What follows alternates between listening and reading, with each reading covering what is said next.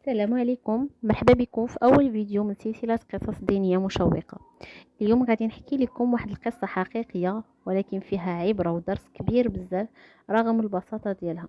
في واحد النهار كانت واحد المراه ماشيه في الصحراء، كانت كتحس بالعطش بزاف. قلبات على الماء حتى لقات واحد البير بعيد.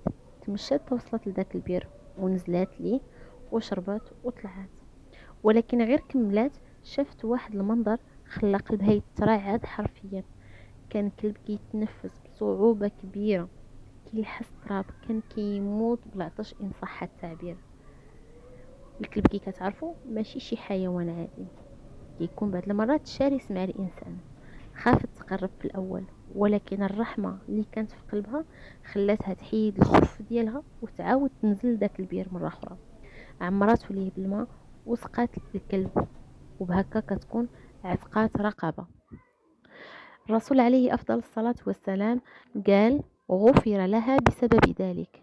يعني الله سبحانه وتعالى غفر لها الذنوب ديالها ودخلها الجنة بسبب هذا الفعل البسيط اللي يقدر يبان لواحد بسيط، ولكن هو فعل كبير عند الله عز وجل.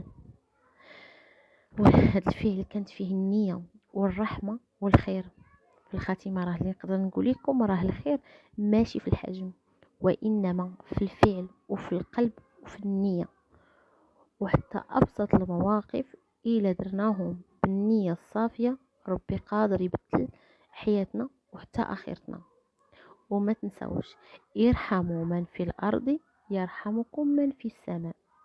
ما تنسوش تشاركوا هذه القصة مع الناس القريبة لكم باش هي تعطي الحيوانات الماء في هذا الصيف، خصوصا الكلاب والقطط والعصافير. شكرا لكم على المتابعة، إلى اللقاء، إلى قصة قادمة.